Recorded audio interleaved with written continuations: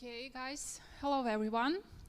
We're glad to see all of you at our orientation day at HEC St. Petersburg University.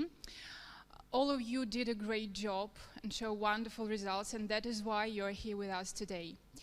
My name is Ksenia. I'm a graduate admissions coordinator, so many of you might know me as I am the person who guided masters through enrollment processes.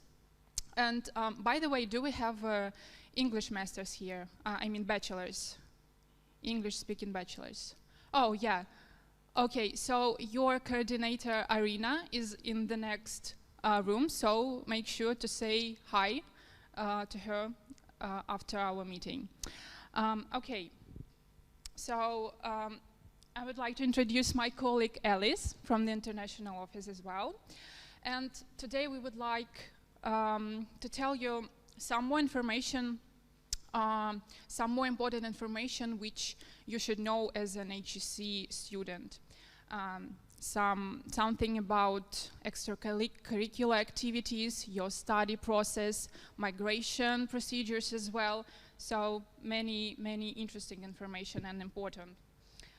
We would like to start our meeting with an opening speech of the Vice President of HEC campus in St. Petersburg, Dr. Sharma Manoj. As you begin this new chapter in your life, we want to remind you to always believe in yourself and never give up on your dreams. The road ahead may be long and challenging, but with hard work, determination, and support of your peers, mentors, and of course all of us at the leadership at the HSE, you will be able to achieve great things. I would like to share you a few thoughts making your life and career more interesting and more result-oriented. And as I give you in form of 10 commandments, believe in yourself and in your abilities, as you are incredible and you have the ability to achieve great things. Set big goals and work hard to achieve them. Don't be afraid of dreaming big. Embrace challenges and see them as opportunity, grow them and learn with them. Surround yourself with positive people who supports and encourages you. Stay focused and don't let distraction get in the way of your success. Believe in the power of persistence. Keep pushing forward even when going tough. Celebrate your success no matter how big and small they are. Learn things from your mistakes. Stay positive always. Look for good in everything situation. Remember that this success is not about winning, but about becoming the best version of yourself. Finally, I heartily welcome each one of you as outstanding students to HSE St. Petersburg, and I would like to ensure you that with my most dynamic international team that will be doing everything possible to equip you with the best possible global teaching and learning experiences. With this, what else? I must wish you a great happiness, success, happy learning at HSE St. Petersburg, and hope to see you personally very soon. Take care. May God bless you. Bye-bye.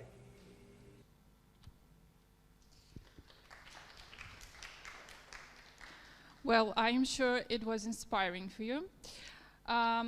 We will finish here with an official part and move to more informative one. And let's start with the adaptation and support block. I would like to give a floor to my colleague Irene Komarova, adaptation and support manager. Okay. Hello, everybody. My name is Irene. I represent the Center for International Student Support. You may have already seen me in the webinar dedicated to adaptation and support. Raise your hand if you've seen my face before. Okay, cool. So some of the slides may seem familiar today, but I'm sure it'll be still informative for everybody. So what is it exactly that our center does? So firstly, we help you understand confusing processes. some migration questions, the basic ones. The tough ones will be left for the Visa and Immigration Office, of course. But when it comes to first steps when you arrive to Russia, if something seems confusing, feel free to reach out. Don't be afraid to ask questions. Don't feel like your question is stupid. It's our goal for everybody to understand and just for everything to be smooth for everybody. Then we will direct you to the corresponding department of our university, because when you first come to HSC, of course you won't know that there's a million different departments, and each and every one of them has a separate function. For example, the student accommodation services, they handle granted dormitories and settlement. Then there's the extracurricular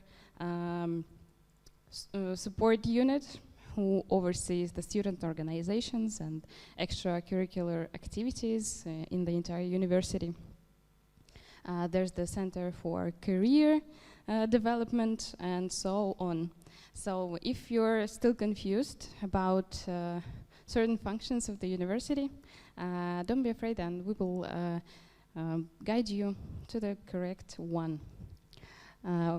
Then one of the fun parts is we organize events that have to deal with internationalization and cultural diversity in our university and in Petersburg as well. And not only do we create such things as excursions in the city, celebrations of national fests, but also we share what other universities in St. Petersburg are doing, what the city administration creates. We find things that are accessible and will be interesting for international students, and we share them in our Telegram channel, which I will share later, and it will play an important part today in the quest. So yeah, make sure you're subscribed and make sure you check your student email as well for such cool things. Then we help you solve any problems that you may face. We act as a connecting party. If you're having some issues with, God forbid, like your recommendation or something, we'll just connect you to the correct department. We will talk to them, and when possible, we will advocate for your interests to the very end. And of course, we help you discover the Russian culture, Russian people, the customs, the many celebrations, and you will learn more about that in this presentation. So, in the webinar, I told you a bit about Russia, some basic facts. Now let's move on to more local facts. St. Petersburg, the entire city center of St. Petersburg, is a UNESCO World Heritage Site. So you're very, very lucky to have direct access to all of the historical buildings, museums, and theaters. So take advantage of that. More than 5.5 million people live here, and the people here come from all different cultures and religions. St. Petersburg stands on 42 islands, which is not that obvious, but you will find yourself crossing 94 rivers and canals, even while traveling from the metro station to the study building. And while the weather is still warm, please take the boat trip, either with our student organization ESN, which has a customary boat trip in the beginning of fall and then in the end of spring, or just find a way to join a boat tour to see the city from the water while it's still well, not at the moment, but while there's still sun outside. What to expect from winter in Russia, and more specifically winter in St. Petersburg? So it's no surprise that St. Petersburg is a rainy city. The evidence of that is outside the window right now. But it will get gradually colder and colder, and in September you may expect somewhere from 10 degrees to 20 degrees Celsius. In October it'll be around 10 degrees, and November is practically winter here. During these times you will see less and less sunlight, and it's very important to keep track of your well-being. So listen to yourself, listen to your feeling, don't push too hard. Make sure you're consuming enough vitamin D, either in the form of supplements or in fish, in egg yolk and cheese. And make sure you cover your head with a warm hat and your throat with a scarf. So let's see St. Petersburg from above. So all of the yellow points indicate study buildings of HSE as well as dormitories. So those of you who live in the dormitory on Zaporozhskaya Street, here you are. And at the moment we are over there on Kantemirovskaya Street. International office is located in the building on Griboyedov Canal embankment, building number 123. International office includes such departments as partnerships, international student mobility, both outgoing and incoming, as well as the international admissions, and of course Visa and Immigration Office and Center for International Student Support. A little bit about the transport system. So we have a very convenient metro system. It's not as vast as that of Moscow, for example, but still it is very beautiful, as you can see from this example. This is a station named Международная, coincidentally means international. So this is what it looks like, very, very pretty. A ticket for the metro will be this metal token that you can see up there. Regularly, if you just want to buy 1 or 2 tokens separately, it will cost you 70 rubles. But there are ways to get cheaper rides, and I will talk about them now. You can purchase a transport card called Podorozhnik. So can you raise your hand if you already have this card? Okay, so many of you already have it. So it works like a deposit. You can put any amount of money on it, and with this card, each ride will cost 49 rubles in the metro. At a later point, maybe in a month, your study office will make sure you're issued a BSK. So this is a student transportation card. It has a monthly subscription. You can choose whether you want a monthly Metro subscription or Metro Plus ground transport. And it'll cost 740 rubles per month, and it's very, very convenient. Comes out to around 15 rubles per ride if you ride the transport every day. Other transport includes tramways, buses, and trolley buses, and the rides there cost 5 rubles less, so pretty much the same. There is no fixed schedule normally, but everybody should download the maps, the Yandex Maps, for example, because it shows exactly where the bus is on the map and when it's coming. As well, you can plan the entire route using Yandex Maps. Just put the point A and point B and see various routes that you can take using every sort of transport most convenient for your route.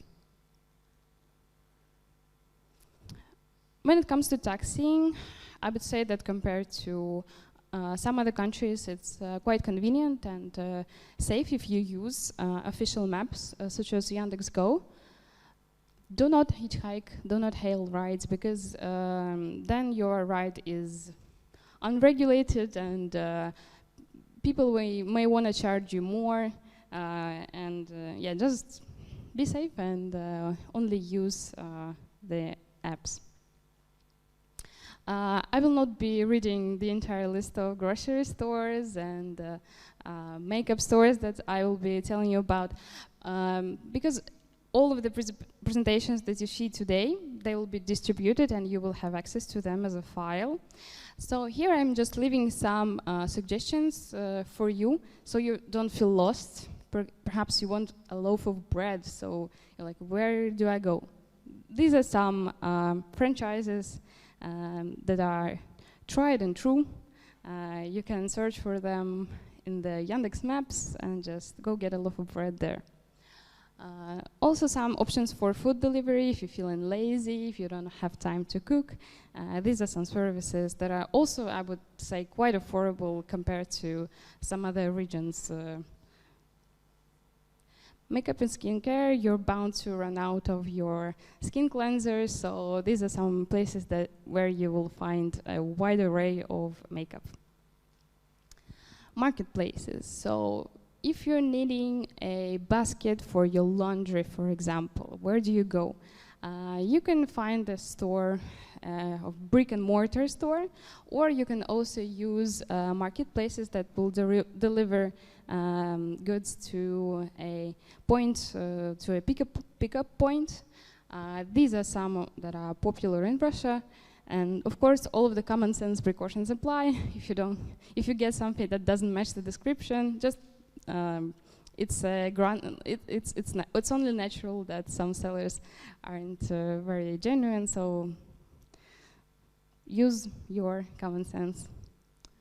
St. Petersburg has a very developed coffee scene, and some of you may be coffee snobs. I'm not a coffee snob, but I'm a coffee lover, so these are some coffee shops that I recommend. They're very atmospheric, and it's a great place for you to study and relax after classes.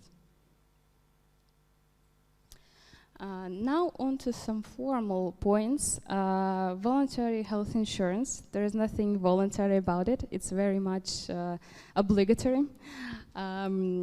This QR code will lead you to the page on our website where you can see some options and some requirements for your policy. If you don't already have it, buy it as soon as possible, because it's required from you, from international visitors by law, to have a valid policy throughout your entire stay.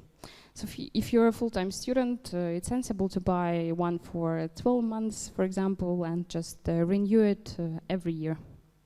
It's very important for you to have the insurance because, as I said in our webinar, if you don't have it, first of all, you're breaking the law. Second of all, you will have to pay for all of the medical services.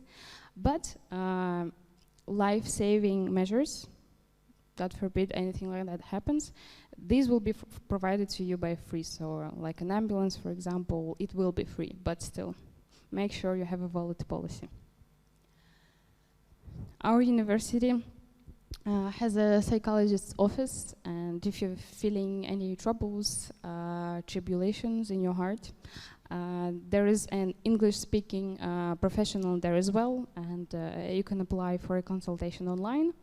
There is, of course, a queue. It won't be an immediate appointment, but still I'm telling you about this very important possibility. So, if a policeman approaches you and has some questions, don't be alarmed. Be alarmed, but stay calm. Do not resist. These are the documents that you must have in you all of the time. It's very important, just like Russians have to have their passport on them always, their insurance, medical insurance that all of the Russians have. Just like us, you have to have your passport, your migration card, your registration in your dorm or in a private apartment that you're staying in, and your certificate of dactyloscopy. It's called green card. So if you hear the word green card, it's not about USA, it's about your dactyloscopy. It's like a international visitor's ID. You will receive it after you complete the mandatory immigration procedures that my colleague will cover today. And if you're in trouble, let us know. We have an emergency phone number for international students. It's just another mobile phone that one of us has always, and we will answer you if there is any sort of urgency. Our buildings are equipped with all sorts of amendments, such as gyms, libraries, cafes and canteens, and co-workings and recreations. So we hope that the study buildings will become a second home for you, that you will spend a lot of time here with your friends, with your study mates, and just, it's not just for studies, but it's also for extracurricular activities. You can book study rooms for your group projects, for example. So take advantage of that. Here are some useful links for a full experience of an HSC students. There's the freshman's handbook. This will have all of the possible links that you may need, information in a concise format. The student welfare unit that will also present today is responsible for extracurricular activities, as well as support. The student clubs can be found here, and we also have a career development center that serves all of HSC students. What should you absolutely visit this fall?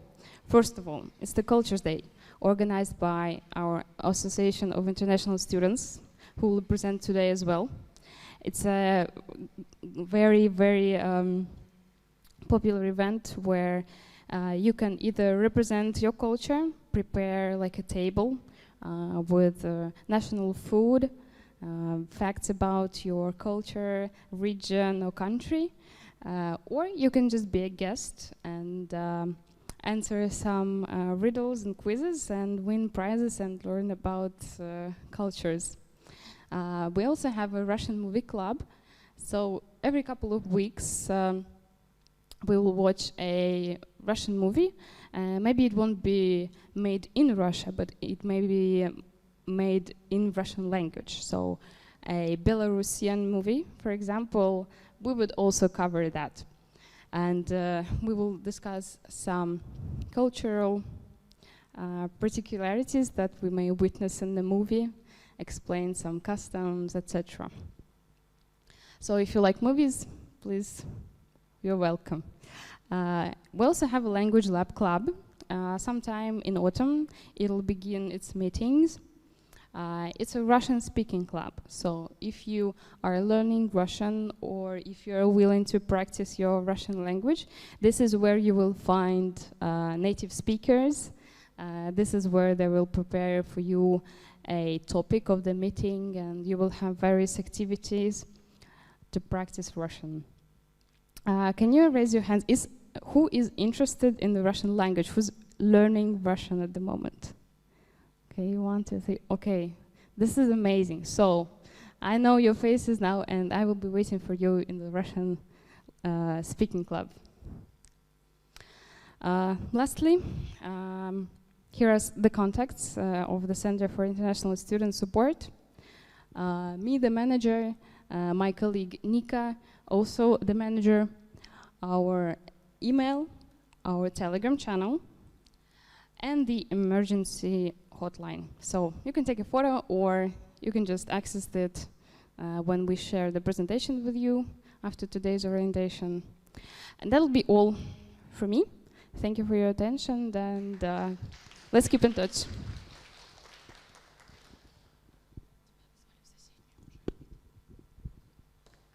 Okay, thanks to Irene. So guys, very soon you will have your first classes. And let's hear about the peculiarities of the study process you should already know in the first place from the Maxim Borisenko, the head of master's program, curriculum support. All right. Good afternoon. My name is Maxim Borisenko. I am, for 3 more days, the head of the curriculum support office for master's program on the faculty School of Arts and Humanities. So if you are from the program Global and Regional History, Russian Literature in Cross-Cultural and Intermediate Perspective, how's it called? Language Technologies in Business and Education, or what was the last one? Media production and media analysis. You probably had a chat with me already. So what we'll learn in next 20 minutes. Where you will study, what you will study, how you will study it, how it will be graded, and where you can find more if my speech would not be enough. So there are 4 buildings in which you probably, in which you will study. The first one, but not the most important one, I guess, it's Набережная Канал Грибоедова 1111, or 119, 121, or 123A. It's situated at the metro station Sinaya Square. It's somewhere in the center of the city, probably. Okay, we don't have map here. What do they have? There is a gym, there is a library, there are 2 coffee stations, and there is a canteen. If you are from the School of Arts and Humanities or School of Social Sciences and Area Studies, you will be studying there most likely. The second building is Kantemirovskaya Street 3. This is the biggest building of HSC in the city. Here we have at least 1 cafe, 1 canteen, 1, excuse me? Okay. Why? Okay, we have a camera, I'm sorry. Then I will be here. Okay, yes, this building has 1 canteen, 1 more gym. Also, it has a library. If you are a mathematician, computer scientist, or somehow related to economy, management, or logistics, you will be studying here. The next one is at Промышленная Street 17. Well, it's much more smaller than, okay, I don't know where to stand actually. Somewhere here. Than the previous one. Well, yeah, it's located at the metro station Narvskaya. It's very interesting area. A lot of buildings were built just after the war by Germans. It has rather interesting history, so if you'll have some time, just hang around that area. It's quite interesting. So this building also has a library and canteen and the coffee shop. If you are, if you have something to do with jurisprudence, or if you're a designer, you will probably be studying there. And the last one is very secret building at Sedova Street 55. Well, to find this building is some kind of interesting quest, and it's located at the metro station Lomonosovskaya. It's also a rather small building. It has canteen, library, and probably a coffee shop. Maybe this year it will have one. You will be studying there if you have something to do with administration, I mean the governance studies, and if you are a sociologist. So what you will study? The educational process in High School of Economics can be divided into 2 general parts. Disciplines and practical, how's it called here? Practical training, okay. There are 3 types of disciplines: compulsory courses, elective disciplines, and university-wide electives. So compulsory disciplines, they are basically the main things which you have to learn if you would like to be a specialist in the area you applied for. Each program has different disciplines here. That's rather it. Also, there are two things which are compulsory in HSC is English language, which you will study at least 3 years, and digital skills. Digital skills do have different level from year to year. At the start, you will study how to learn how to use like Word or Excel or something like that. But then, like later, you will learn how to code on Python, which is rather cool, I guess. Also, each year you will have to pass language exams and digital skills exams. First years they will be rather easy, but then at the end, for instance, the English language exam will look like IELTS or TOEFL. So it's rather helpful if you would like to pass IELTS or TOEFL real one later.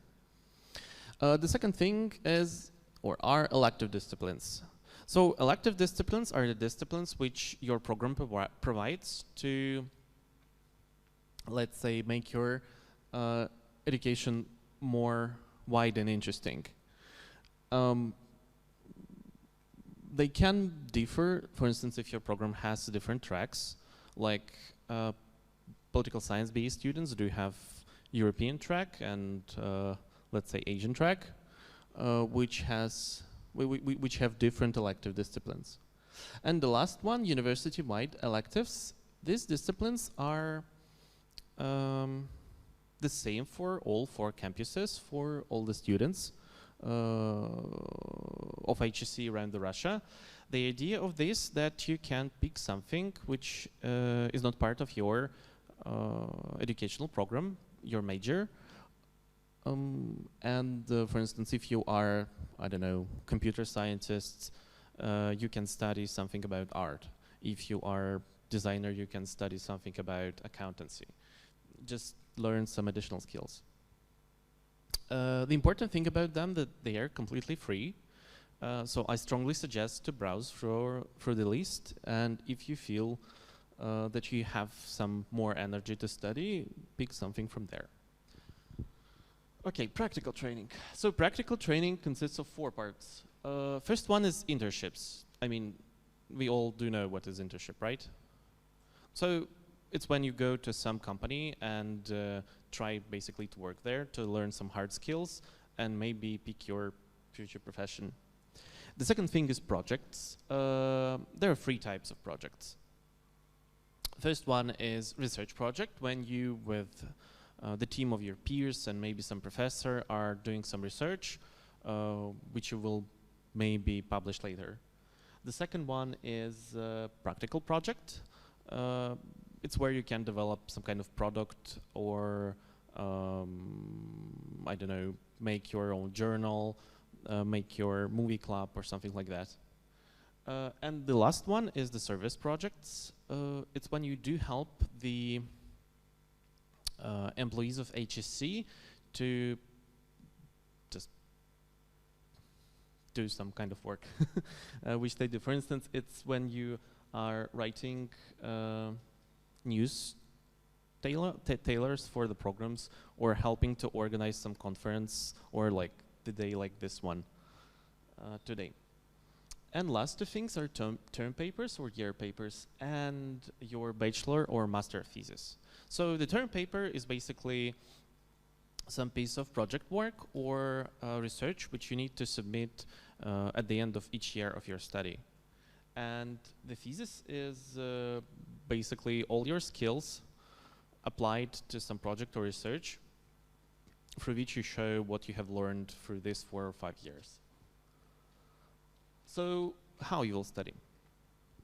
The study year in HSC begins at the 1st of September and ends at the 30th of June. We do have here modules, 4 of them to be precise. So the first one starts in September and ends like at the end of the October. The second one starts in the beginning of November and ends at the end of December. The third one starts at the beginning of January and ends at the end of March. And the last one starts at the beginning of April and ends in the beginning of June. After each module, you will have exam week. It's like not precisely a week. Sometimes it will be 1.5 weeks or 2 weeks when you will have, obviously, exams. Mm, yep. What else? All right. Um, as the students of High School of Economics, as we like discussed previously, you do have electives, so you somehow should have an option to pick them, right? So the first wave, the first time you will be choosing your disciplines will be 6th or 7th of September, so it's like rather close. It will be, okay, it's not the name, election selective courses campaign, I think it's called something like this year.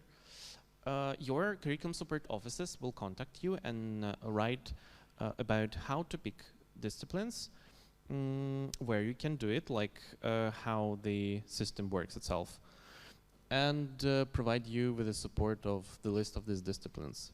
The general idea that you use our electronic system to choose elective disciplines, which your program provides you with, and to choose this university-wide electives for the whole 4 campuses.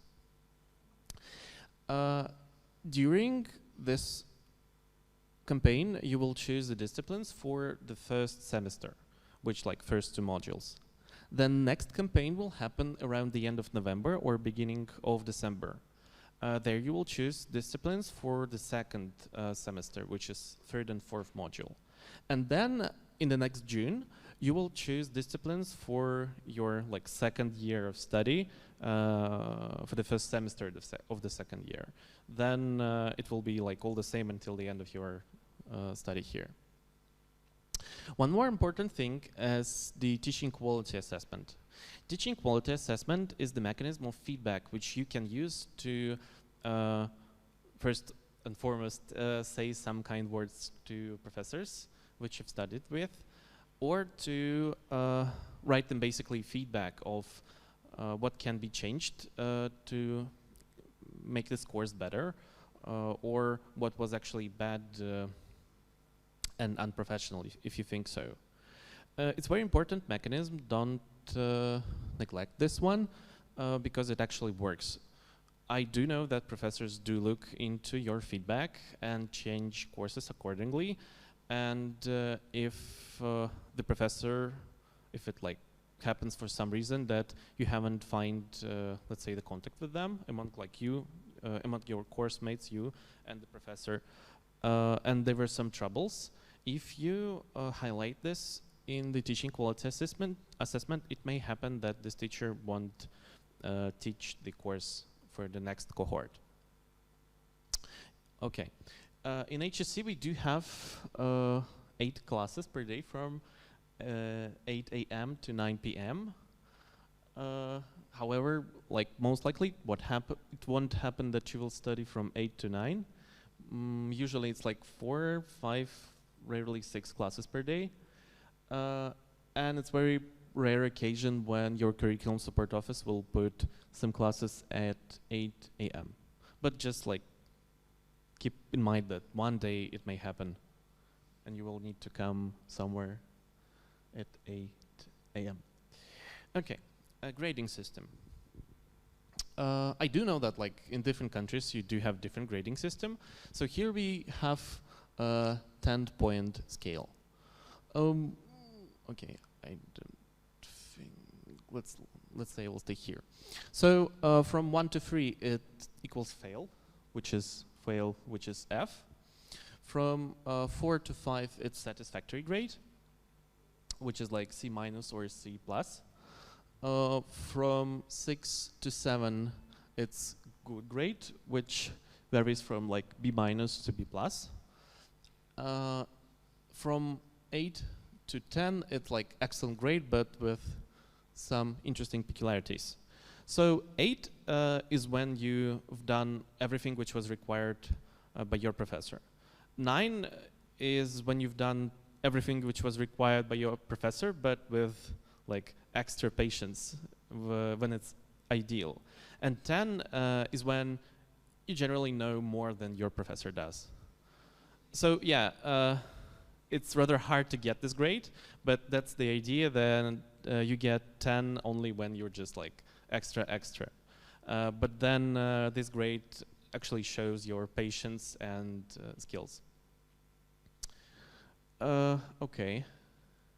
Yeah, where to learn more. So, first of all, I suggest you to go to HEC Academic Handbook. It has answers for most of the questions which you might have about educational process. And before writing your curriculum support office, please go there. It will save nerves both for you and for your curriculum support office, especially in the beginning of the academic year. If you haven't found an answer in HEC Academic Handbook, or if you just would like to complain about something and ask something general, you can go on foot or just write to the curriculum support office. Curriculum support office, it also can be referenced as study office. It depends on who's telling this. For each program is located in a different buildings. I think you already know where yours is located. If you are an exchange student, your curriculum support office is, how it's called, Student Academic Mobility Unit at the Griboyedova channel 123A. If you would like to know more about projects, if you would like to see the list of the projects and you would like to apply for them, I suggest you to go to this website. You will find all necessary information there. If you would like to learn more about elective disciplines, in general, how the process works, how to pick one you like, what the rules of the game are, you're supposed to go to electiveshec.ru. If you'd like to know more about university-wide electives, again, like how selection procedure works and what's there on the market, it's also part of electiveshec.ru website. And at the end, if you'd like to know more about teaching quality assessment, what's the ideology behind this and how it works, it's corresponding website here. Well, good luck. Okay, thank you. If you do have some questions, I guess we do have some time. Okay, how many time? 4 minutes. All right. So if you have some questions, just raise your hand and I will come with this microphone to you. Well, probably it was too fast. Okay. Okay, please name yourself and then ask the question. Yeah, hi everyone. My name is Terry, master student international business. So my question is in regards to internship. So I wanted to know if the school provides some form of assistance when it comes to internship, especially for international students. All right, thank you for the question. In High School of Economics, it's not, okay, there are two ways. I'll just stand right here probably. There are two ways of doing internships. First one, your school and the academic head of your program basically provides some opportunities for internship.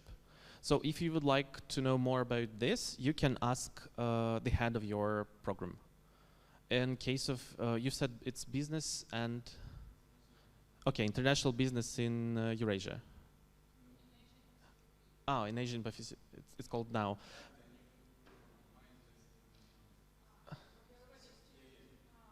Oh, okay, okay. Then I just don't know the head of your program then. Okay, then you should write to him or her.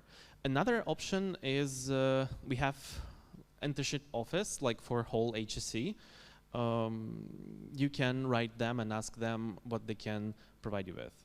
They do have like general contracts with several, actually a lot of big companies around Russia, but the thing is that they might be like not, let's say, these companies can be not about your research sphere, let's say like this. Okay, some additions? Okay, the last one. No, maybe fast, like 3 questions. Okay. There will be 3. Okay, about the schedule. When we'll have our schedule in these programs, HESEAP and others? About the documents, we have it in our cabinets, like, but when we'll go to the study office and give it them. What kind of documents? Like for enrollment, like our originals. Okay, okay, yeah. So the first part about the timetable. As far as I know, for the most programs, timetable is already there on the website. I don't know, can we somewhere like write it down? No? rushce.ru. Okay, there is two ways of checking your timetable. First one, there's a website like ruz.hsc.ru, and the second way is to download HSC App X from the, how's it called? Yeah, the App Store. All right, then you can ask the number of your group, or you can search there like the timetable by the student. The second question about documents. The international students don't have to bring originals of your like diploma or passport or something like this to the curriculum support office. It's enough to have what's called notarized copies translated into the Russian language. Okay, and the last one. Yeah, so hi. I'm in the master's degree of data analytics, and I wanted to ask about the students' ratings. So HSC always posts students' ratings online, and I wanted to ask, is that like an important part of our, I don't know, like study program? And then how do they compile the student ratings? How do they give the ratings? Thank you for the question. I will ask for clarification. You mean readings for the seminars?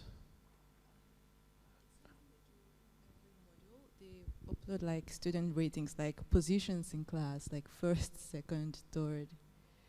You don't know. You mean ratings? Okay, I'm sorry. I'm sorry that I misunderstood. So yeah, the rating system that's not highlighted here. The rating system is based on the credits you take for your courses and grades you get for the courses. The ratings is there are two types. The one is like current rating, and the second one is like overall grading rating system. The difference is that the current rating is based on what you get for the semester or for the year, and like the overall rating is what you get like in general after all the semesters you've studied. The current rating is published, I think, like four times per year after the winter session, after the retakes of the winter session. So it's like January and February. Then after the summer session and after retakes of summer session, it's June and October. The overall rating is published 2 times per year, somewhere like in the March, I guess, and somewhere in the August or October, I guess. Okay? Okay? Okay, thank you. Okay, let's applause to Maxim. Thank you. Just a quick adjustments to what Maxim said about the originals of the documents. As we said you multiple times and we stated it in our checklists, the originals should be bring to the study office in the September. Before this, write to your office and ask whether it's okay for you to bring them, whether they are ready to accept, okay? So good news is that we have the last but not the least speaker before the coffee break. But however, kindly pay attention to this presentation because my colleague Zoya Chivilova, who is Immigration and Visa Support Manager, will tell you about the most crucial part of your stay in Russia. So, hello, nice to meet you. So, some of them we have already met in our office, but who don't know my name is Chivilova Zoya Olegovna, and I'm manager of Immigration and Visa Support Office. So, first of all, I would like to congratulate you with the new part of your life. I wish you good marks, interesting lessons, and to enjoy this period of education here in our university. So I think that we can start with the legal status of the foreign nationals entering and staying in Russian Federation. Here you can see the main federal laws which are based on. So as for So I think that it is better to know that your documents, including registration and other documents for visa extension, we submit in such governmental organization which called as Ministry of Internal Affairs.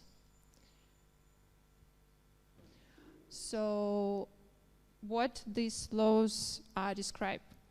They describe what should foreign national should or not should receive. It means visa.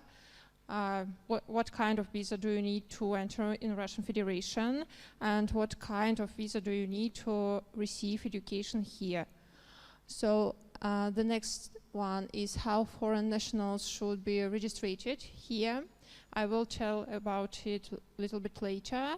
Then the liability of foreign nationals and their local hosts for legal compliance with the federal immigration laws. So if we talk about immigration and visa life cycle, I think that all of them are on the third step. You should receive registration in your dormitories or from your landlord. So the first step was to receive student visa. As I see you here, it means that you received it. The next step is to pass border control and receive migration card. Then now you will receive registrations. If you live in dormitory, our office will make the registration from you. In that case, if you send us your documents. Who sent us documents? Okay. Okay, thank you. If you do not do it, please make it as soon as possible, because we have strong deadline when we can submit your documents in Ministry of Internal Affairs to receive a temporary registration for you. So the next step after your registration to pass medical examination and fingerprinting and photography. I will tell about it in details. Then we will extend your visa.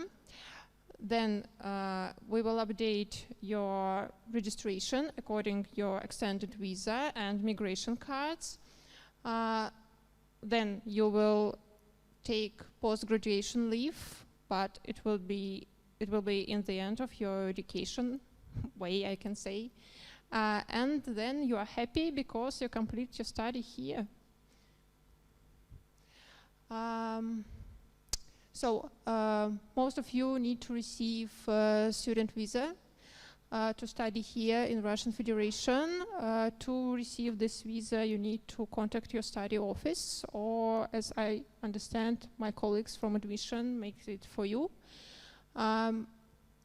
This process takes about 4 or 5 weeks, and only student visa allow you to receive education here in HEC, not tourist or business visa. No, it doesn't work. Okay. So first time you're here in Russia, the first visa you received is single entry study visa for 90 days. I think that you noticed that it's rather short, yeah? So after your arrival here, we will help you in the future to submit your documents and extend your visa for 1 year.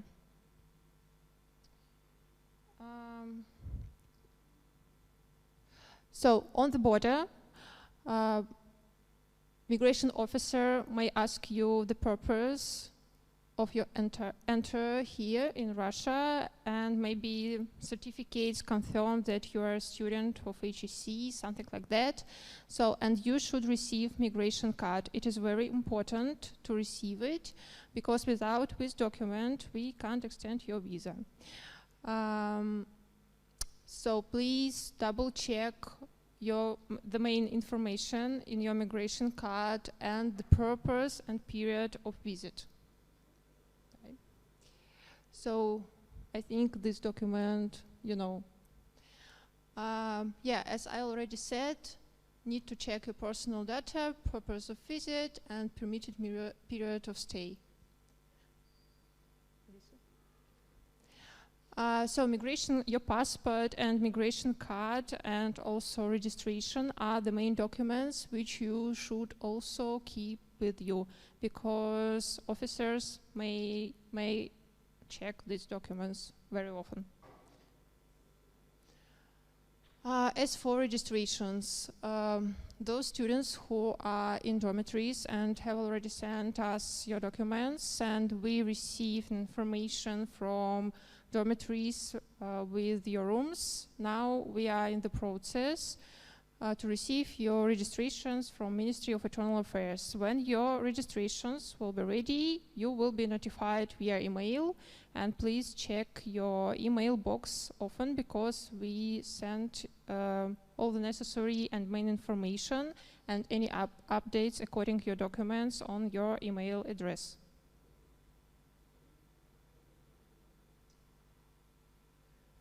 So I have already said about it that registration is one more important document which should be with you.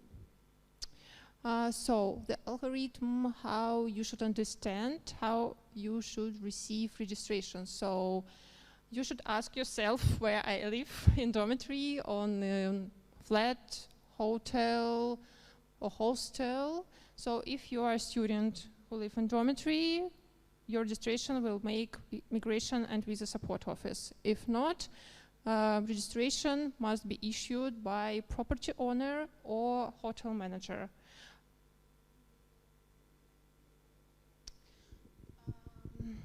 So on the day of your arrival, please remember, you should send us your documents. It's passport pages with stamps and migration card. You should understand that we have strong deadline, and if we submit your documents after this deadline, we should pay fee. Accordingly, university, it's rather high fee, and we have only 7 days to make the temporary registration for you. So as for registration at private apartment, here the same rule, 7 days upon arrival in Russia. After then you receive temporary registration from hotel, hostel, or from your landlord, no matter, you should send us the copy, both sides.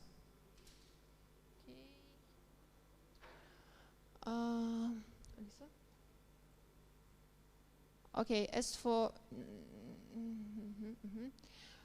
medical examination and fingerprinting, please try to start this process of medical examination and receiving an ID card as soon as you receive new registration, because your visa is till November and we should submit it no later than 45 days before its expiration. That means that you will send letters with day and time when you should come to our office and submit all the necessary documents. And this list of documents will include an ID card. So you should receive it before our invitation letter.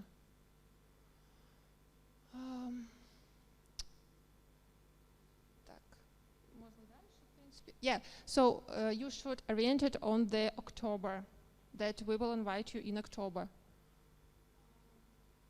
So the same procedure, visa-free students, those who have migration cards or citizens from Belarus. As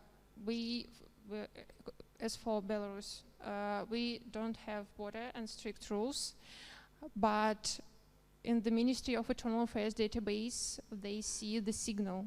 We submit documents for visa, not for visa, for this period of education. Now it's 90 days, and I think that we also will check day of entry in Russian Federation, and then we will send the student email when he should come to receive new signal.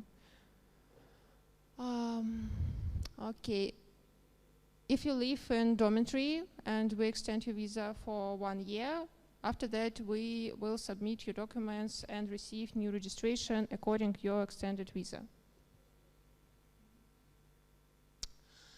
So when you submit your documents for visa extension in our office, I would like to add that your passport will be in our office till the whole period of visa extension. We recommend you do not plan any international trips, do not plan any trips around Russia, and please don't miss the visa extension deadline, because if we miss this deadline, you will need to leave the country and be in your home country till the end of your current visa, and then receive visa invitation again. So yeah, and I would like to add that visa prolongation fee is 1,600 rubles.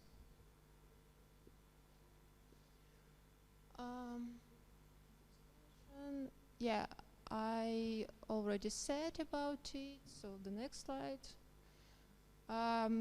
As for registrations, if you decided to travel around Russia, or you decided to leave your dormitory and be in hotel or hostel, or you are in hospital, you need to inform us about it and receive new registration. Because we met such cases when students submit their documents for visa extension or migration extension, and we see that your registration, which we had in our database, is invalid. So, of course, we have problems, we don't have enough time, and it can lead that you need to leave the country. Okay.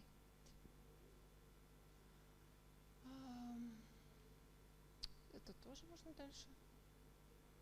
Okay, so yeah, keep in mind, due to problems with registration, you may not have enough time to apply for visa and migration card extension. I have already said about it.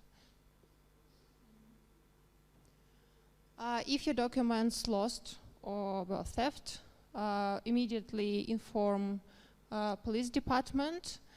In police department, you should receive certificate confirm that your passport or other documents were lost or theft, and report about this situation our office. If you don't know or forget what to do, you forget about this plan, you should change the steps and first of all inform us about your documents, about this situation at all.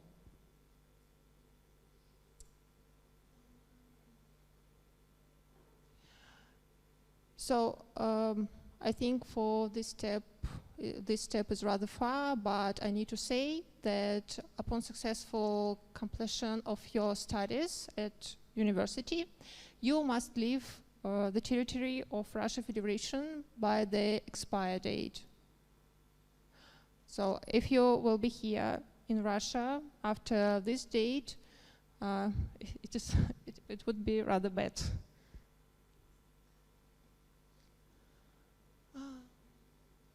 Yeah, I think that it is one more point which I should mention, that it is not possible to change your student visa and the purpose in your migration card on the other type. If you have study visa, we can't change it on tourist or business. It's another process, and you should leave the country and enter again.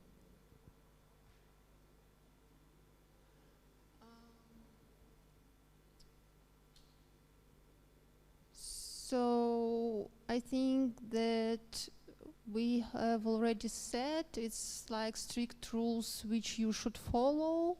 Do not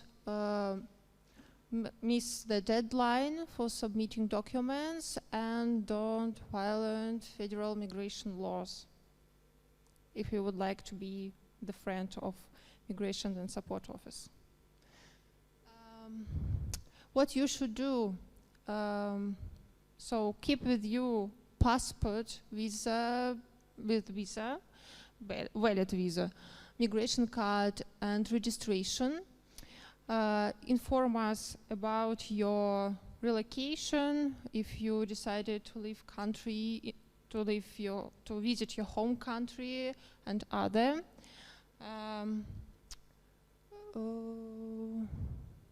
If you receive another document, or please check your registration and other documents and inform us, of course. And keep your contacts up to date and check your HEC email account daily. Maybe not daily, but try to do it rather often, because it's the main channel between you and our office. So on this screen you can see our main contacts. You can find us on Canal Gbaidova embankment. Here you can see our emails and both our phone numbers. Some of them have sent visa and migration support guideline. So what I have already said, and in this guideline the same information. So also the whole necessary information you can find on our official website. And if you have any questions, don't hesitate to ask us. It would be better if you ask my colleagues and me, and we will help you. Nevertheless, you will miss deadlines and you will have migration problems. So if you will have any questions, I will be more than happy to answer. Yeah. Okay.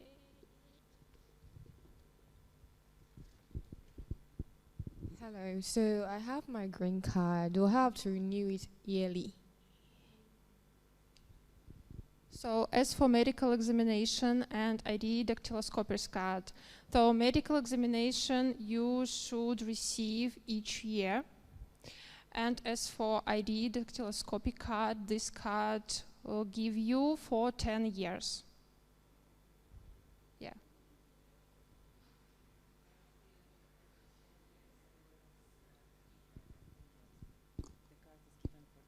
For 10 years. ID card for 10 years, but medical certificate you should update each year.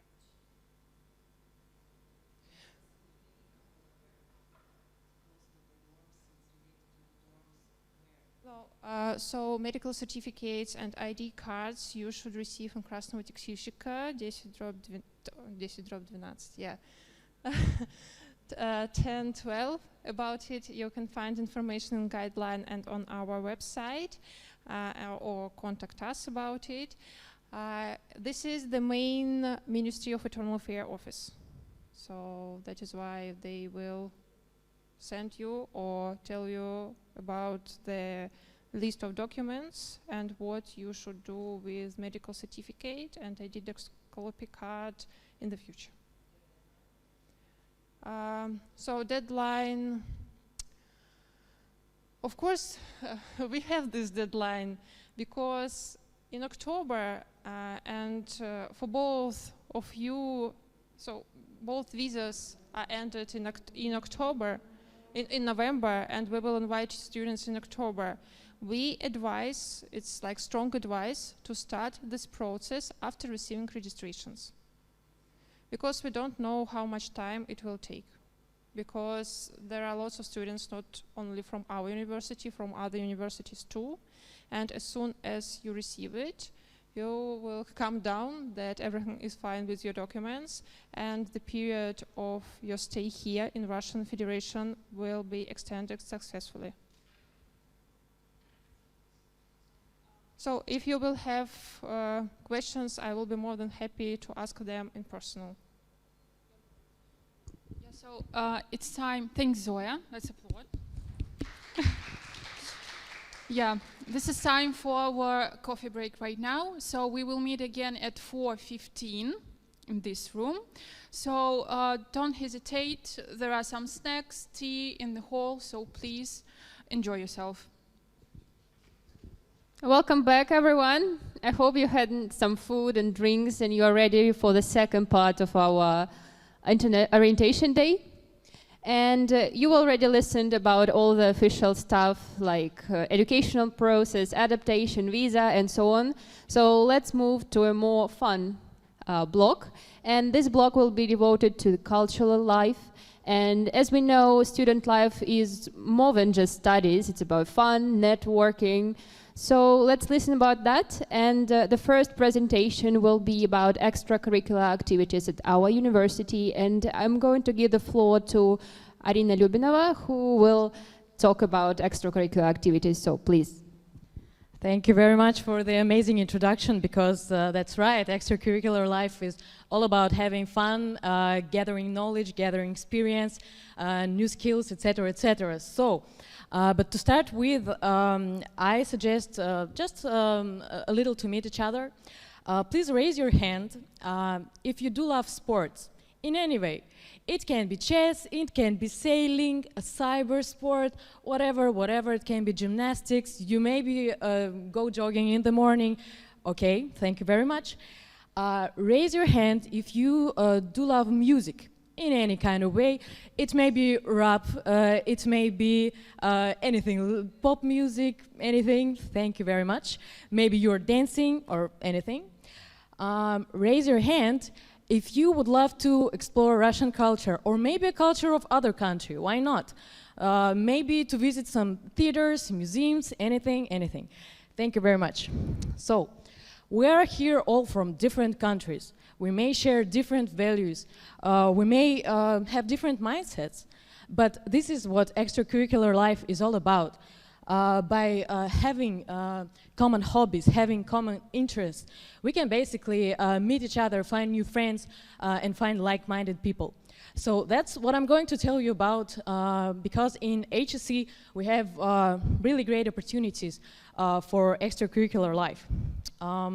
So welcome to the HSC. It's really a moment of proud for me to meet you here and to give you a brief introduction about our opportunities. So let me show you a little bit.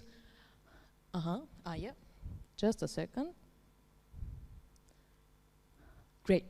So currently we have more than 60 communities which are held by students in 8 thematical areas. And with our support, basically, while you're studying at your spare time, you can, for example, learn more about existing extracurricular opportunities, or you can create your own club or your own event with our support. You can also find a new hobby and new friends, maybe, and just learn something new. And get support from other students and just simply find like-minded people with the same interests that you do. So let me show you a little bit our team. This is our leader. This is Alexander Grumov, which is the head of our unit. And this is the person basically who inspires all of the students of our university to be creative, to have their own projects, to not be afraid of difficulties, and just make the first step to your first project or to your new hobby, whatever you choose. And this is us, this is our team. We have Maria, who mostly held different sports projects. This is me, I'm Arina, and I held non-sports projects, different others, cultural, musical, whatever. Vladimir Kovtun, who's mostly doing youth policies and different consultations on grants, and Olga Shepanovskaya, which is social media manager at our team. You can contact us wherever you have this need, or you can simply just come to our office. It's at the same floor, but at the back of the corridor at any time you have this need. Well, let me introduce you the students' organizations that we have, and basically the opportunities. But first things first, yeah, let's just grab the knowledge about the main topics that we got. This is creators and tutors, block Be Creative, block Art, Media and Communications, Sport and Travel, of course, a brain block, business block, different social projects and volunteering, and the student council. But we will describe all of these in a little bit more of details a little bit later. And also you can see the photos that the non-educational life is pretty colorful, it's emotional, it's really the moment that you will probably remember even after you will graduate from our university. What we got here is a charity fair, for example, or Kvartirnik, which is an event that Russians really love. This is when you meet in a cozy atmosphere of home, just simply for singing songs that you love in really non-formal atmosphere. Or we also have Ice HEC, where people simply come to the ice skating ring and have fun, play different games, and just practice skating. Or very magnificent and beautiful event is the ball of the School of Economics and Management. If you have watched the Harry Potter and the Goblet of Fire, you will probably get the feeling how this ball is like conducted. The Christmas ball is something like the ball that we have, but we have it in summer. I really recommend you to visit it, and you will have definitely the opportunity to do that. But yeah, let's go to the blocks in a little bit more details. First things first, we have the curators and tutors. Yeah. So who are these people and why are we talking about that? These are basically second-year students that will help freshmen. You basically, during your first year of studies, to adapt to the new environment of education, and yeah, just simply help you to go through the adaptation process and know different life hacks how to study in here. We also have tutors. They are responsible for international students specifically, and they introduce freshmen to our culture and our country. And they can also support on issues like documents and migration registration. Well, but today you will also learn a bit more about also the two organizations, especially for international students. The first one is Association of International Students. So it's basically a recruiting team of tutors that organizing international students projects. And yeah, their mission is just to make the life of international students of you more easy and more eventful. And also we have, of course, the Erasmus Student Network, which where international this is the international students organization that helps students from abroad to engage, make new friends, and participate in different events that you maybe would like to join. These are QR codes to the social medias of these organizations, and I would really recommend you to make yourself a page at the Vkontakte social network. Just because basically all of our more than 60 associations for students, they post in Vkontakte the most actual, the most full information about what is going on. I'm afraid not always, I would say even in maybe like rare cases, it is translated to English in Vkontakte, but don't be afraid to use simply Google Translator because in Vkontakte it's really the most actual information and you will not miss anything if you use it. So just go ahead and make yourself a page, not now, but keep this in mind. Okay, let's go to the next block. We have a speaking club. Maybe you still are afraid, for example, of speaking English and have a little barrier inside on you don't feel yourself confident, or you feel yourself really confident and just simply want to go and like find yourself new friends. Well, this club is for you. You can just simply join them, join their meetings, and talk in English in different topics. By the way, we also have clubs dedicated to different cultures. For example, we have HSC Jewish Club, we have Club de Español San Petersburgo, we have a Chinese Culture Club, so that you will find definitely something that you will be interested in. Yeah, now let's go to the block Be Creative. For those of you who are active and creative people or consider themselves as such, these clubs are for you, and you will find more information about it also at our website. But simply with these clubs, you can participate in organizing of large events for students with the so-called Students for Students organization. You can also develop your acting skills in one of our 2 theater studios. Or you can as well find a club for drawing, singing, dancing, discussing movies, or even playing board games. And this is just the top of the iceberg of our extracurricular life, so don't be afraid, go visit later on our webpage and choose something for yourself, just for your soul, for your spare time, so that you won't be bored just studying and studying. Yeah, the business block. How much time do we have? Great. The business block, with it you can improve basically your soft and hard skills, which may be essential for your future careers. And here as an example, I can mention HSC Case Club, where you can learn how to solve real business life cases, or our new Invest Club, where you will get some knowledge about passive income sources. Why not? Maybe you will be interested in that. And the brain block, here you can demonstrate your intellectual abilities and simply improve your skills in some areas. For instance, you can join the Intellectual HSC Club that regularly holds different intellectual quizzes, games, tournaments, etc., etc.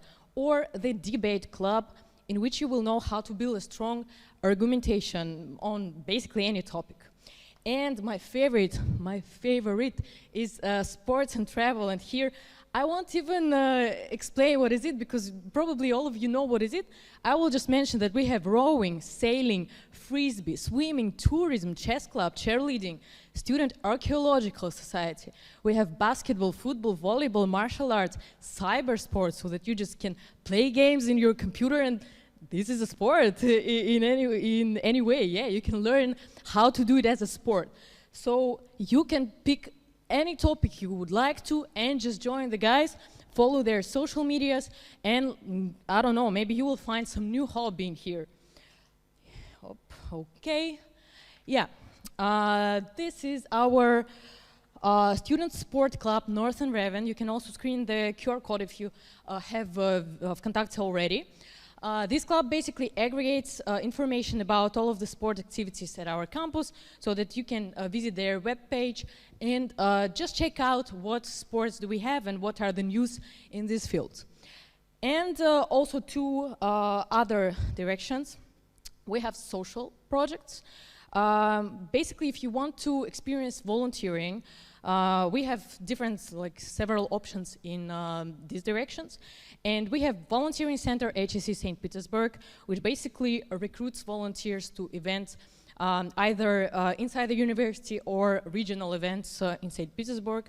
And we also have Dobro Center, so-called, which means like center for doing good things. And this is for those people who love helping others, helping animals, and just participate in these kind of projects that are mentioned, which mission is to improve our lives or the life of some societies. And the Students' Council, which is very important for you to know, this is an elected body of students, self-government, which function basically is to represent students' opinion in front of the university, and as well as to support legitimate interests of students. So that this is very important. If you have questions, you're afraid of something, you are not sure that are you allowed to do something or not, this is the place where you have to go and to get a consultation, like how is it better to act this on that. case. Yeah, but they also conduct their own events. For example, as the Mental Health Week, which is a really great event because it's plenty of lectures dedicated to the mental health, mental stability, and just mindful life. So that this is where you can get knowledge about how to work with your emotions, how to cope with stress, so that have a look. Maybe you will join their events, or maybe you will be a delegate of the student council the next year of the studies. Yeah, thank you very much. That's pretty much it. We can also, just a second, if you have contacted already, you can screen the QR code. This is where my department basically puts all of the information about upcoming events and new clubs. If you don't have the opportunity right now, you can ask me, for example, later about that. I repeat, we locate at the end of the corridor, just the door that you will see when you will go out of this room. And the last thing that I want to mention is that at the 16th of September, in Sevkabel Port, this is a place in St. Petersburg, you will probably hear something from your group mates later on about this event. We will celebrate the day of our campus, the day of the HSC St. Petersburg. And this is the day when all of the clubs, all of our communities that have some activities to show, they just come to this venue and they tell you about what are they doing and how you can join them and where you can find more information about them. So just keep in mind that on the 16th of September, there will be a great event dedicated to our campus, and ask your group mates how to get there. Thank you very much. If you will have further, yep. Excuse me? Yeah, sure, go ahead. Let me give you the mic.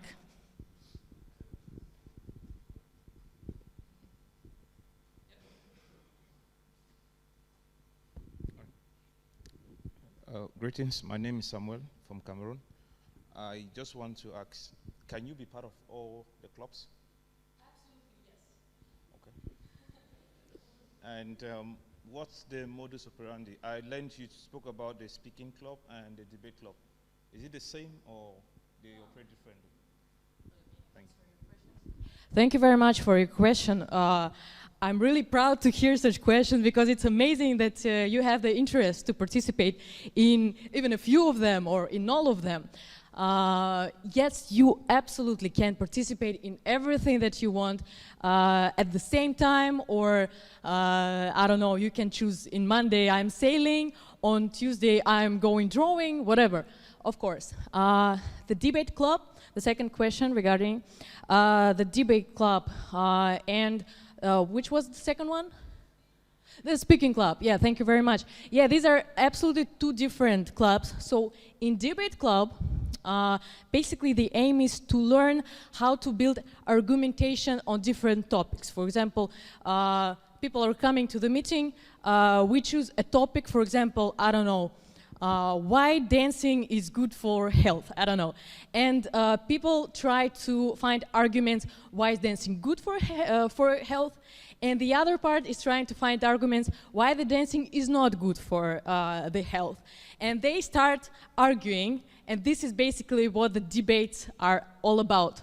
While the speaking club is simply conversation. It's just like, I don't know, I would meet you after the presentation and ask, oh hey, where are you from, like how are you doing, and just to speak about, yeah, maybe some topic, but I don't have to build any argumentational like basis. I will just answer like what is my opinion on such a topic, what movies do I like, so it's like more chill, just for conversation and for practicing English skills. Is it clear? Yep.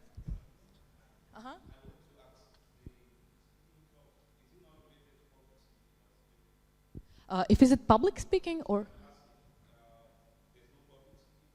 topic? Public. Well, public in what way? Yeah, I got you, yeah. No, not really. So it's not how to learn how to do public speech, like me, for example, doing in front of you public speech. No, but it's like we will make a group of friends and just chat between each other. This is Speaking Club. It's not about public speech. If you would like to master your public speech skills, I would really recommend you to go to the debate club, because there you will really like understand how do you have to talk, what are, I don't know, the life hacks to do that, etc. Is it clear? Okay, any other questions? No, sorry, we don't have time. Yeah, if you want to contact me, please find me there. Thank you.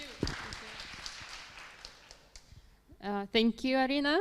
And let's move to our next presentation. And you are in St. Petersburg, and you probably know that St. Petersburg has a rich and amazing cultural life. So let's hear about it from Varvara Tkacheva. She is a president of ESN at HC University St. Petersburg. Let's welcome her. Hello. My name is Varya, and I'm president of ESN and a student from Sociology and Social Informatics program. So thanks to Arina, you all know about ESN, so I don't need to explain what is it. So I will talk about cultural life in St. Petersburg. Yeah.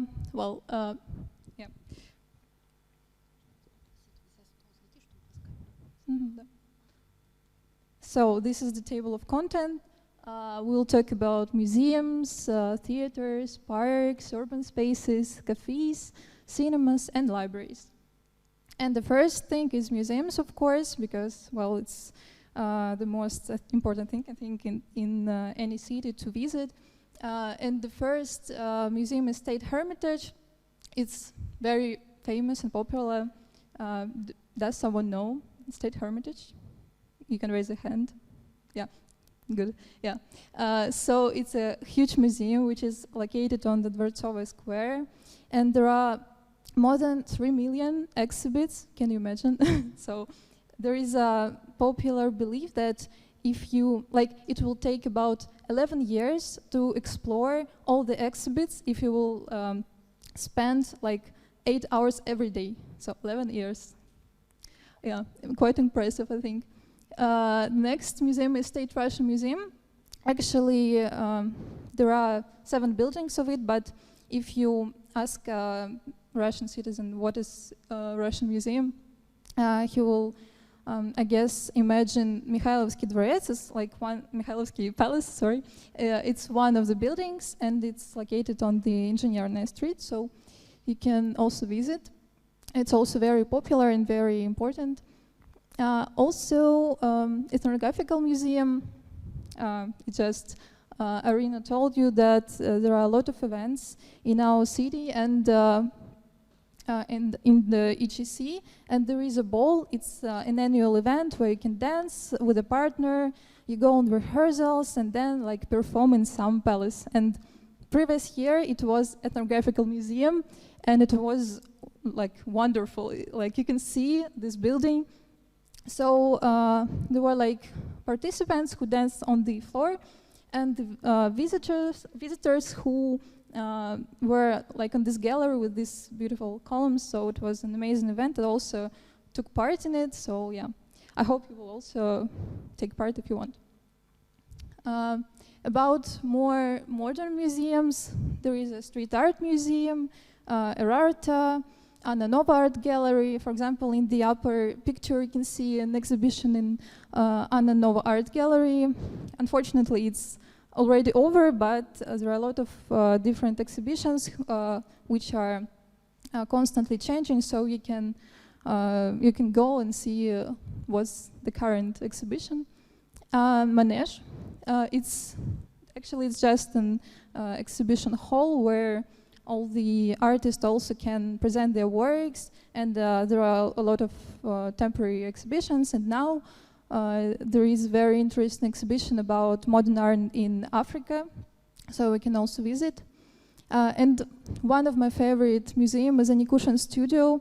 It is located in the Petrogradsk area, and it's about one Soviet sculptor who created, for example, a monument to Pushkin on the square of Искусств, like Площадь Искусств in Russian, it's quite like a unique atmosphere. You can see on the lower picture.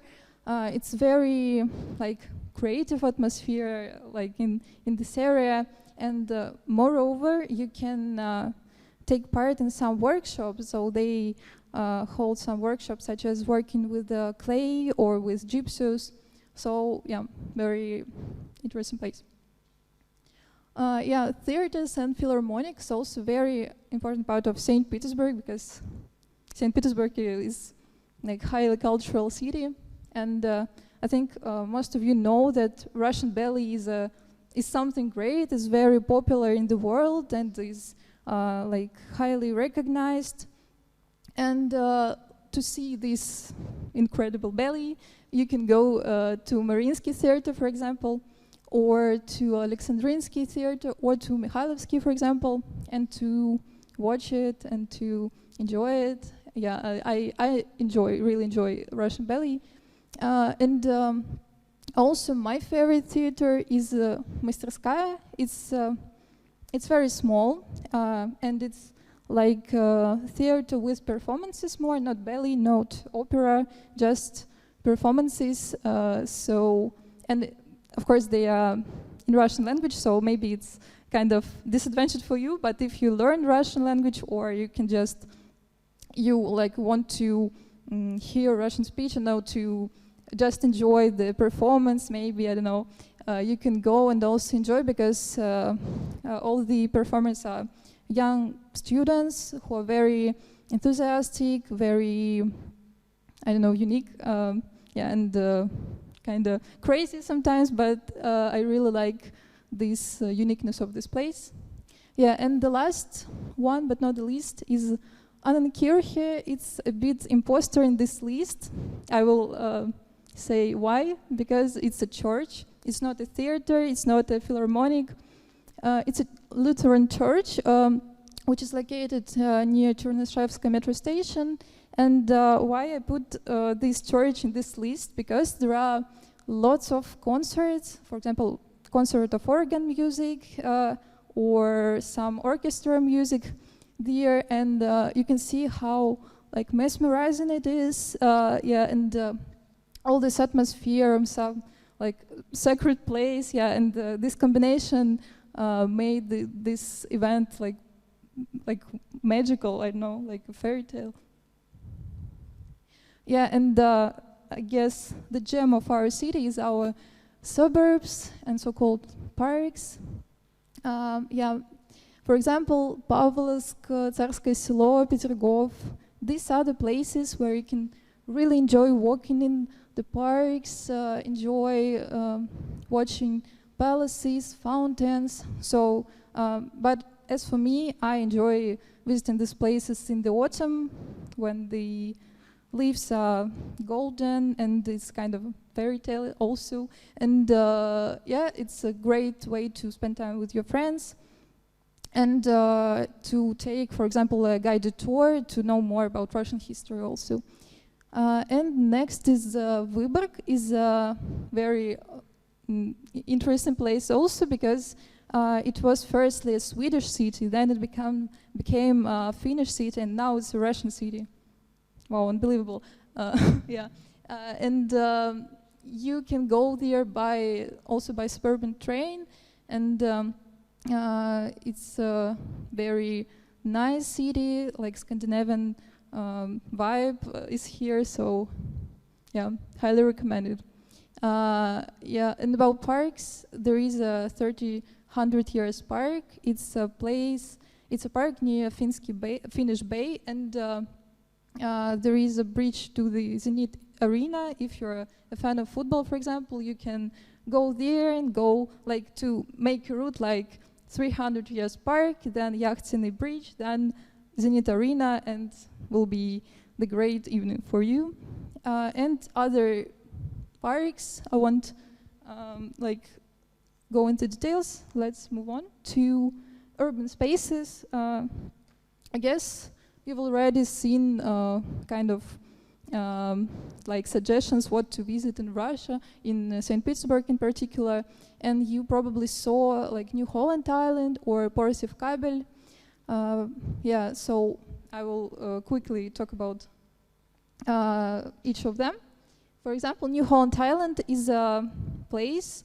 It was an abandoned industrial place, and now it's kind of gentrified area where you can sit on the grass, you can go to a restaurant, for example. There are some shops, you can go to a yoga class on the grass, and so on. And now there is like a season of outdoor film, outdoor film screenings. Like you can see on the top of the picture, there is a gray house, and this is like a stage where they translate films, so you can just go and watch. And today there is a movie like Maître Pierrot. It's French, like a movie from a new French wave, so you can go and watch. It will be at 7:30, so yeah, it's a nice opportunity.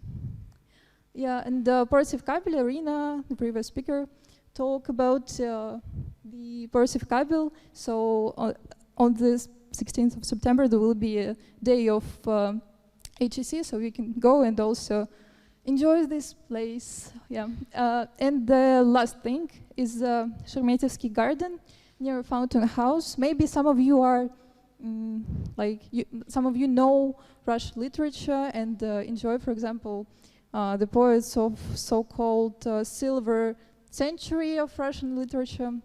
So as for me, I really like this part of Russian literature, and this place, Sheremetьevsky Garden, is a place where Anna Akhmatova is a poet. She lived there, and there are a lot of installations, and the poetic atmosphere is there, and some people go there and write their own self-written poems on the walls. So it's kind of creative place, and yeah, really inspirational. Yeah, of course, about cafes. I think it's also part of the culture. It's debatable, but yeah. Yeah, I will not go into details in every cafe, but I will talk about, for example, Булочная Volchika. It's like Volchik bakeries. Maybe you've already seen them. They are located in different parts of the city. There are 100 of them, and they are called Булочная Volchika. And they are super cheap, so they're very available to students, and students really appreciate these prices. So yeah, highly recommended. And also, all the dishes are very tasty. So yeah, why not? Bars and nightclubs. I have a disclaimer that there are some unsafe spaces, in the city, like Dumskaya Street. I won't recommend this place for you because it's, as I wrote, it's unsafe, and there are some problems, with some random people. So I just don't recommend this place because there are a lot of different interesting places in the city. Like, for example, Blank, it's the club with techno music. Mishka Bar, it's a club with kind of disco, funk music, and you can also go there to sing in karaoke or to. There are also film screenings, so you can enjoy your evening in Mishka Bar and some other places. Yeah, like Stage Stand-Up Club. If you're interested in comedy, you visit stand-up shows. So you're welcome, but most of the shows, of course, in Russian. Yeah, but sometimes they can make some English language stand-up shows. Cinemas. Yeah, it's also very unique category for St. Petersburg because there are a lot of kind of ancient cinemas, as Aurora and Rodina. They were founded in the beginning of 20th century, so they're very old, but they still can translate some films. And also Angleterre is actually it's a hotel, and it's very historical place because here one very famous writer, Sergei Yesenin, died in this place. So it's very historically important. But they decided to make also a cinema here, so you can also go and watch some film.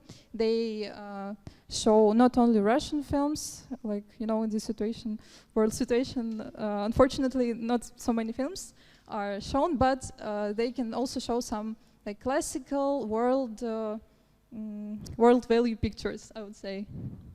Yeah, and also the last one is Mirage. You can see on the upper screen shots. It's very, it's also old actually, but it was renovated, and it's minimalistic and very aesthetic, like Instagrammable place. So you can not only watch some films, but also make some cool photos and enjoy the atmosphere in this place. And the last but not the least category is libraries and co-working zones. So I will begin with the Подписные издания and Academia. It's bookstores. They are not just bookstores. They are like cafes and place where you can work with your laptop. They are very, like the interior is on point, I would say. Yeah, it's very vintage and very nice, and you can buy a book and buy like a coffee and combine all these all these events together and sit and enjoy. So next is I will skip Russian National Library because, well, it's obvious that it's great, great place. Yeah, there are some places like co-working. We call it co-working. I don't know, maybe you call it library, but it's actually a place where you can go and work with your laptop, yeah, and not talk with anyone, just work and yeah, spend time productively. And for these purposes, you can go to Prosta Space. There are different spots in the city, and there is no entrance fee, but you can sign up in advance to work there. And Сообщество is a place in New Holland, on the New Holland Island. There is an entrance fee of 150 rubles, but then all day you can work there. And also there are some, for example, there is a Italian speaking club, and yeah, and some chess clubs, as I remember, and the knitting club. So you can go and participate in some events there, only for 150 rubles. Yeah. And about our own announcements, we will make lots of events for you. So there will be either cultural, such as some excursions or going to museums, or there will be more like parties and or trips, even trips. Yeah. So previous year we went to like Murmansk, Veliki Novgorod, Moscow, and so on. So keep in touch with us. I will leave a QR code so you can scan it and like be informed in all the events. So the next event is walking tour. It will be this Saturday on the 2nd of September. So we'll have a small excursion in the center of the city. We'll meet near Nevsky Prospect and then go to New Holland and yeah, make some stops, and we'll discuss the history of some buildings and have like nice conversation. So please, if you're interested, sign up. I can show you where you can sign up. So in the right upper corner, you can see my contacts. You can text me anytime if you have some questions or problems. And there are some QR codes for the chat for international students. I guess most of you are already there, but if not, please join. And QR code for our link tree with all our social networks. So also scan and be informed in all our events. So I guess that's it.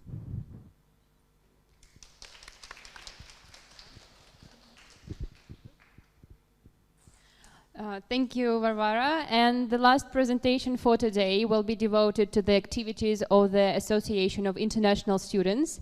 This is the organization you should know because this is a community of international students who will help you to go through your first year in St. Petersburg and adapt to your new life, organize various events. And I would like to give the floor to Ekaterina Saranskaya, one of the heads of this organization, and she will tell you more about that. Hello everyone, I'm glad to see you alive, not online. Today I will tell you about Association of International Students. First, I will. My name is Ekaterina, and first I will tell you a little about speaker, about me. I'm from Kazakhstan. Do we have any students from Kazakhstan here? No? Okay. I'm from Pavlodar. There are some famous musicians from this city, Skriptonit, Imanbek, and so me. I'm studying at the third year. I want to become a lawyer, but my parents wanted more. This year I become a co-head of AIS together with my colleague Dasha. She's not here today, but she's always in our hearts. Last year I was a tutor of educational program law. I had a wonderful 18 freshmen. I'm also a delegate from AIS of the Student Council of HSM. I represent the interest of foreign students of the university there. I'm also an international ambassador of HSM. In this spring, I organized a meeting with graduates of schools of Kazakhstan, where I shared my experience of study at this university. Nice to meet you, and now I will tell you about this organization. Bless you.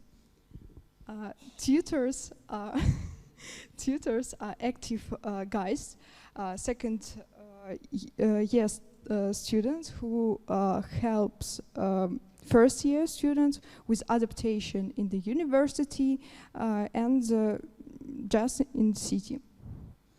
There are 18 tutors of AIS this year, 11 tutors of bachelor's, and for the master's degrees program, and 3 support tutors. I would like to know that until this year, there were no tutors of master's programs and tutors subs. Some of them are here, tutors. Can you wave, please? Yeah, that's great. These guys will tell you how to buy DMS, register for migration, get registered, and undergo a medical examination. If you don't understand this word, then you need to be a bit worried. Many of the tutors are foreign students from your own educational program. So they themselves were in your place, in your shoes. I myself remember the difficulties to find the right office, and I'm actually get lost in Kanta. Therefore, they try to make your job quickly and easily.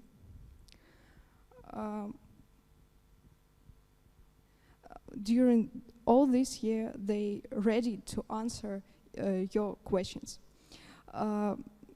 during the day and maybe during the night.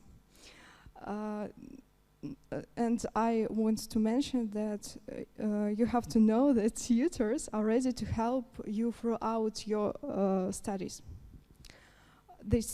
For example, they still write to me, Katya, how can I pass Roman law? No way, I say, no way. Okay, it's just a joke, but I just want to say that tutors, as your elder colleagues, can talk about the assessment system and the approach of teachers. They're like a bit super curators.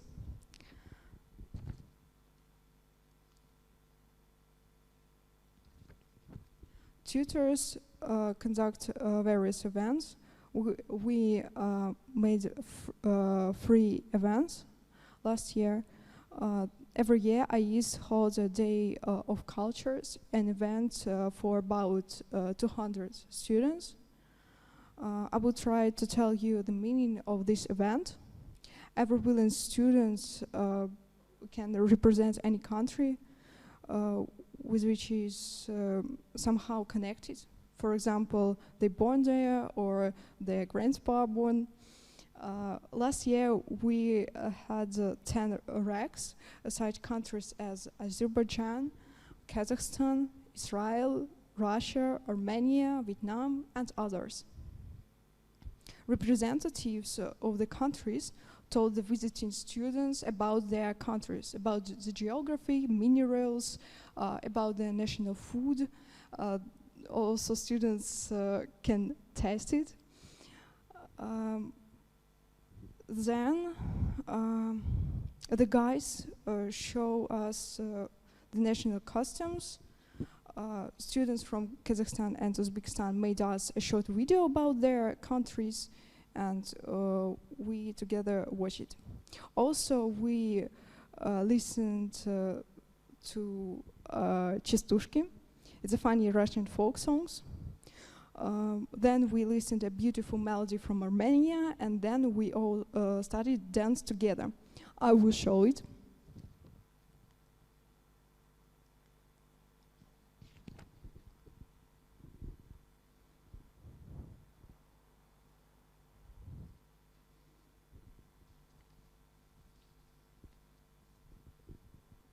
Oh no.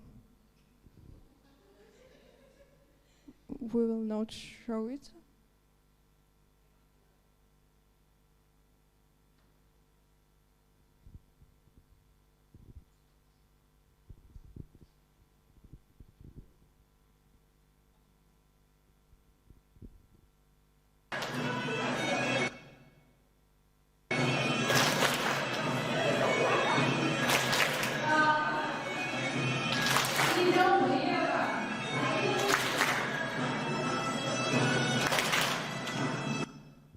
Thank you.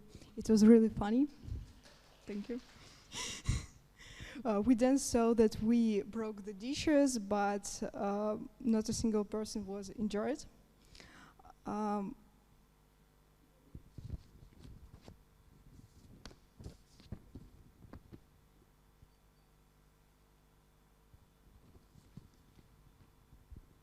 Then I would like to tell you about the success of tutors this year. They held a welcoming meeting in Tashkent. Here it is. They make a picnic in Eco Park in Tashkent with all students of HSE that are living in this city. Maybe you can see you.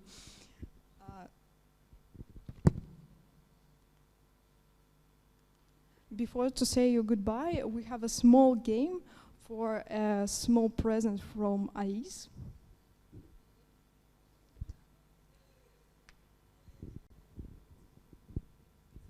Get your phones.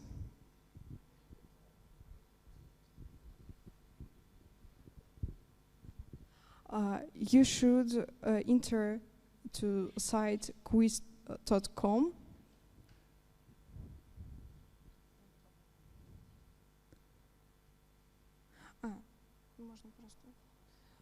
It's on the right. I think you thought.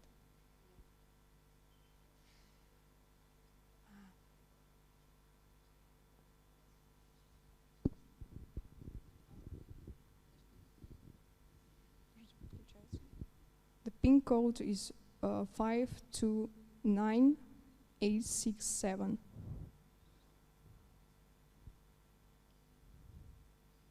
The site called quiz.com.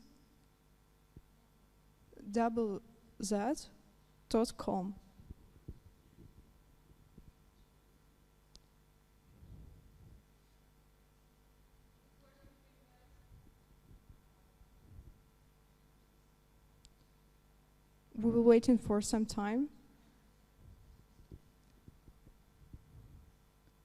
Okay, we see Mark.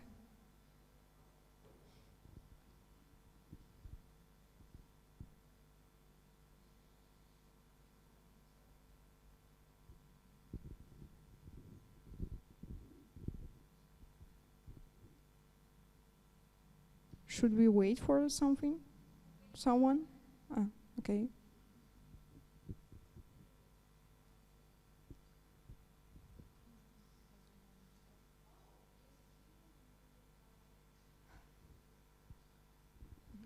Does anyone need help with logging in the quiz?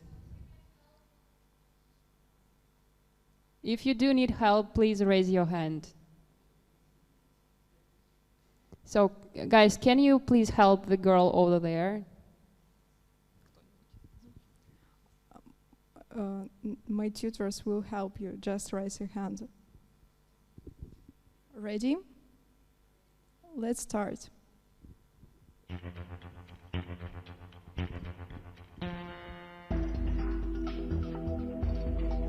What is AIS? Association of International Supporters, Association of Intelligent Students, Association of International Students, Automatic Identification System.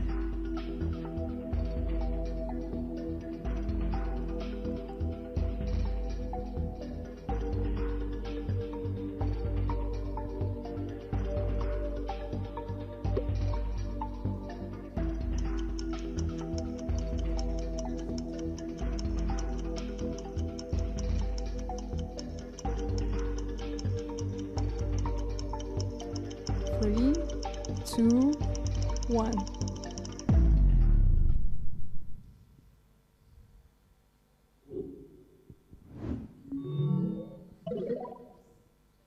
A leader is Manes. Of course, the right answer is Association of International Students. The next one.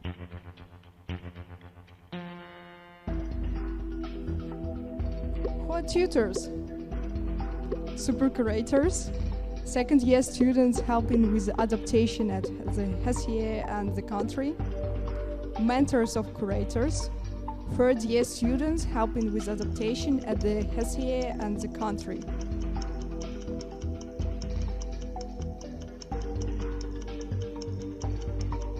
I think it's super curators.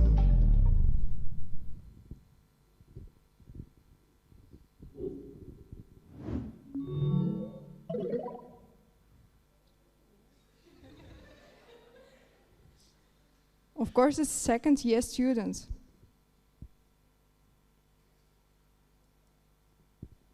The next one.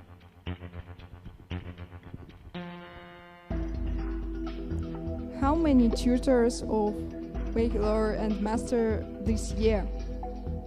17, 10, 20, 18. Now we have 10.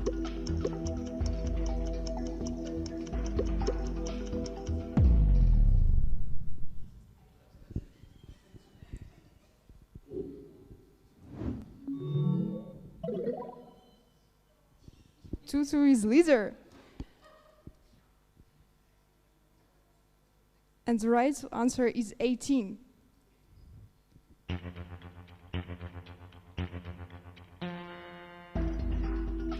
What are the names of the head of AIS? I'm not the only head, Ekaterina and Dasha, Dasha and Masha, Anna and Alexandra, Alisa and Alena. I hope you don't have a break.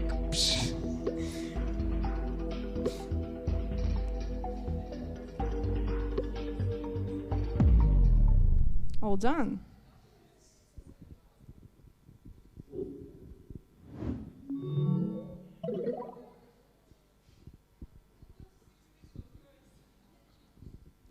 It's Ekaterina and Dasha. I'm Ekaterina.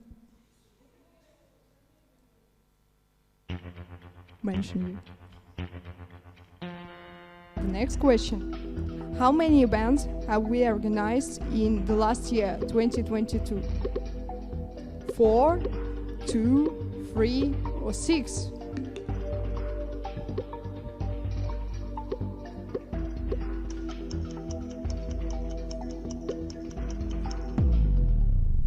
Oh, you're so fast.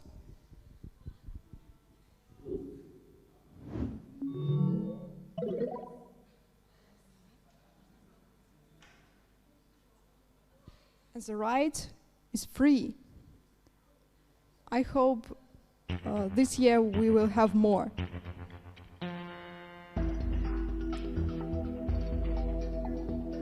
And this question, do you know about our logo? If not, go to our wiki and subscribe.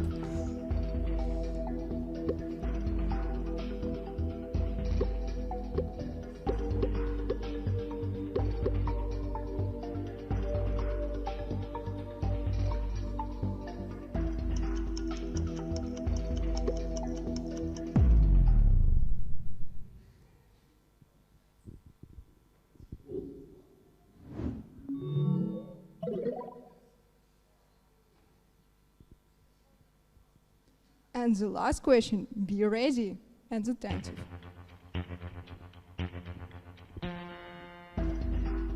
What educational program was Ekaterina a tutor? Law, history, design, philology.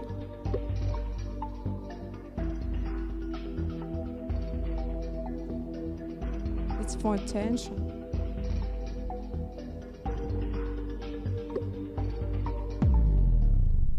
Oh, that's it.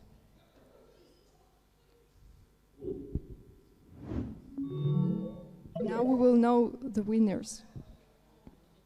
Let's applause to winner, Badri. We have a bit animation here.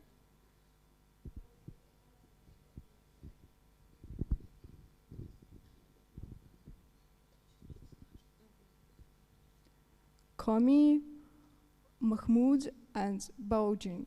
Can you please come? Yeah. Your winners.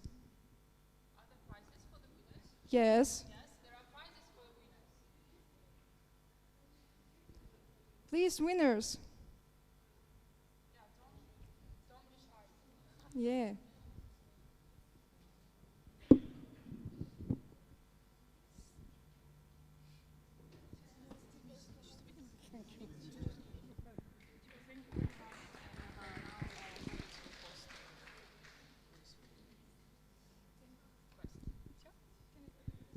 Thank you, guys. Have a nice year.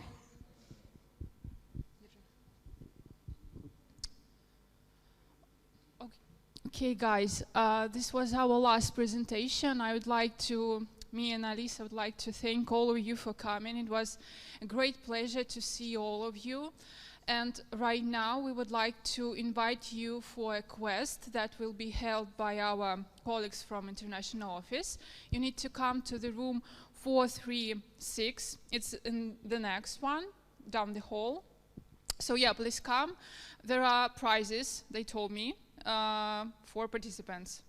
So yeah, thank you very much.